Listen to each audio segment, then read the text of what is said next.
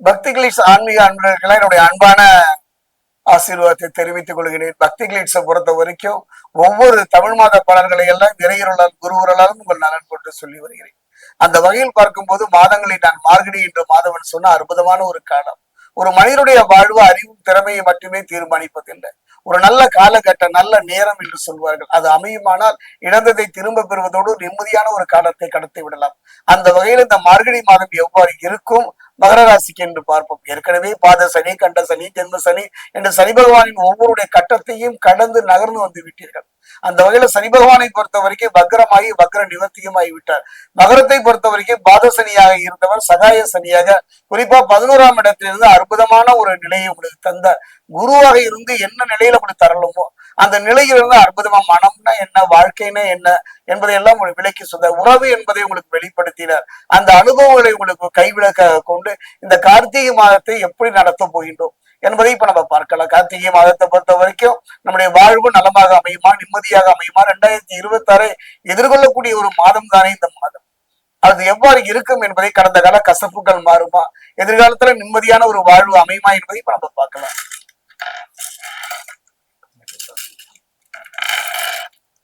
மகர ராசி இருக்கக்கூடிய உத்திராடம் 2-3 நாள், மகர ராசி இருக்கக்கூடிய திருவோணம்,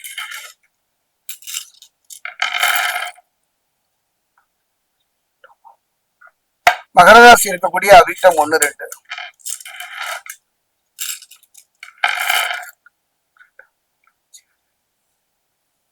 மகர ராசியை பொறுத்த வரைக்கும் என்ன சொல்வது ஏது சொல்வது என்று சொல்வதை விட ஒரு மதில் மேல் பூனையாக வாழ்வாகட்டும் தொழிலாகட்டும் போராடி கலைத்து விட்டீர்கள். அதே நேரத்துல அடுத்தவளுக்கு ஏடியாக இருந்து ஒரு சுபைதாக இருந்து உங்கள் வாழ்வின் பெரும்பகுதி பிற நலனுக்கே வாழ்ந்த ராசி தான் மகர ராசி என்று சொல்லுவேன் பெரும்பாலும். அந்த வகையில இந்த காலகட்டத்துல பொறுத்த வரைக்கும் அற்புதமான ஒரு காலம் என்று தான் சொல்லுவேன். ராசிக்கு 12ஆம் இடமான விரய ஸ்தானத்துல பாத்தீங்கன்னா ஆத்மகாரகன், பிதுர்காரகன் என்று சொல்லக்கூடிய சூரியன், அதே நேரத்துல பூமிகாரகன் என்று சொல்லக்கூடிய செவ்வாய், புதன், கடத்திரகாரகன் என்று சொல்லக்கூடிய சுக்கிரனுக்கு சனி மற்றும் குருவினுடைய பார்வை அற்புதம். அதே நேரத்துல சுப விரயமா அல்லது அசுப விரயமா இல்ல என்ன என்பதைத்தான் இந்த விரயம் இந்த காலகட்டத்துல அது சுப விரயமா அசுப விரயமா என்பதை பாத்தீங்கன்னா நல்ல தசாபுத்தி தான் முடிவு செய்யும். அப்படிப்பட்ட ஒரு நிலையில தான் நீங்க இருக்கிறீங்க. மகர ராசியை பொறுத்து எத்தனையோ விதமாக சொன்னாலும் என்னுடைய அனுபவம் சோடி பிரசனத்தை பொறுத்தவரை இதுதான் வார்த்தை.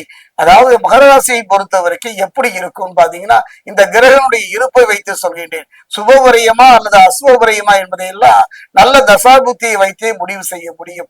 அதே நேரம் அந்த முடிவு இருக்கட்டுங்க, என்னுடைய அனுபவத்தில் சொல்கின்றேன். இந்த மார்கழி மாதத்தை பொறுத்த வரைக்கும் நல்ல முயற்சிகள், நீங்கள் எடுக்கின்ற முயற்சிகள் நல்ல முறையில் நடைபெறும். இந்த கிரகங்களை தவிர மற்ற கிரகங்கள் யோகக்காரர்கள் என்று சொல்லக்கூடிய ராகு அற்புதமான அழகான உங்க வாழ்வை நடத்தி செல்வதற்கான ஒரு நிலையை தருவார்கள். அதே நேரம் கொஞ்சம் கவனமா இருக்கு. பிள்ளைகள் மத்தியில சில பிரச்சனைகள் வரலாம், பிள்ளைகள் மத்தியில மனக்கசப்புகள் வரலாம், கணவன் மனைவிக்குள்ள ஒரு அந்யோன்யம் பாதிக்கப்படலாம். கவனமாக இருந்து விடுங்கள். அதே நேரம் ஆரோக்கியத்துல கவனம் செலுத்த வேண்டிய ஒரு மாதமாகத்தான் இந்த மார்கழி மாதம் அமைகின்ற. வழக்குகளில் வெற்றி பெறுவீர்கள். நீண்ட நாள் இழுபறியா இருந்த இந்த வம்பு வழக்கிலிருந்து விடுதலை பெறுவதோடு அற்புதமான ஒரு காலம். வெளிநாடு சென்று வெற்றி அடைவதற்கும் ஆன்மீக அரசியல பொது வாழ்க்கையில் இருப்பதற்கு ஒரு திருப்புமுனை தரக்கூடிய ஒரு அருமையான காலமாகத்தான் மகர ராசிக்கு அமைகின்றது. அதே நேரம் பாத்தீங்கன்னா ராசிக்கு 3-12 அதிபதி யாருன்னு பாத்தீங்கன்னா குரு பகவான். குருவை பொறுத்த வரைக்கும் 4-11 அதிபதி யாருன்னு பாத்தீங்கன்னா பூமிகாரகன் என்று சொல்லக்கூடிய ரத்தகாரகன் என்று சொல்லக்கூடிய செவ்வாய். அதே நேரம் பாத்தீங்கன்னா சம சப்தமாக பார்ப்பதனால குருமங்கல யோகம் வருகின்றது. இதைத்தான் நான் சொல்ல வந்தேன். காரணம் என்னன்னு பாத்தீங்கன்னா ஒரு மனிதனுடைய வாழ்க்கையில எத்தனையோ சோதனைகள் வேதனைகள் இருந்தாலும், எத்தனையோ துன்பங்கள் தொடக்கதியா இருந்தாலும், ஏதோ ஒரு விதத்துல எங்கோ ஒண்ணு ஒரு புண்ணிய பலன் நம்மை காத்து நிற்கும் அல்லவா. அந்த வகையில் பார்க்கும் போது 4-11 அதிபதியான செவ்வாய் பாத்தீங்கன்னா, அதாவது 3-12 அதிபதி யாருன்னு பாத்தீங்கன்னா குரு பகவான். அதே நேரம் 4-11 அதிபதி யாருன்னு பாத்தீங்கன்னா செவ்வாய். சம சப்தமாக பார்ப்பதனால குருமங்கல யோகம் கிடைக்கிறது. போதுமே, குடும்பத்துல ஒரு நிம்மதி, மனதுல இருந்து வந்த பயமாக நிம்மதி தருகின்ற ஒரு காலகட்டம். எத்தனை பிரச்சனைகள் வந்தாலும், எத்தனை துன்பங்கள் வந்தாலும் தலைக்கு மேல் வந்தால் தியான முடம் என்ன, தன்னை நம்பும் தைரியம் இருந்தால் நாளெண்ண பொழுது என்ன என்பதை போல அந்த குரு மங்கள யோகம் அற்புதமான ஒரு யோக பலனை தரும். எந்த கிரகங்கள் கெடுபலனை தந்தாலும் கூட அதிலிருந்து காக்கின்ற ஒரு கவசம் இந்த மார்கழி மாதம் மகர ராசிக்கு. சுப பலன்களும் கைகூடும். அதே நேரத்துல நீங்க சுப பலன் சொல்லுவார்கள். இந்த கிரகங்கள் தரக்கூடிய கெடுபலன் இருந்து அதை சுப பலனாக மாற்றுகின்ற ஒரு வல்லமையும் இந்த மாதம் தான். புதிய நிலம், வீடு வாங்கும் யோகம், தவறான நட்பு போன்றவற்றை தவிர்ப்பது நல்லது.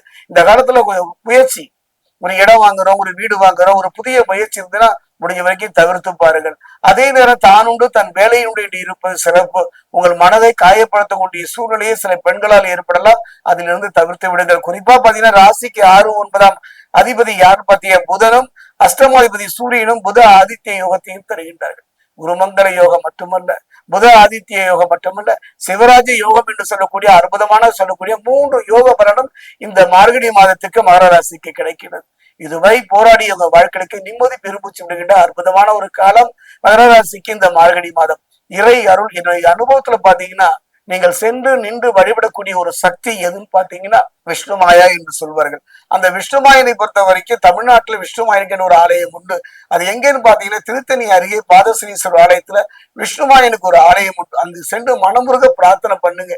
மனமுருகன் அப்படின்னு எனக்கு வேற யாருமே இல்லை, சரணம் அகம் பிரபத்தையே என்று விஷ்ணுமாயன் சென்று நின்று வழிபடுங்கள்.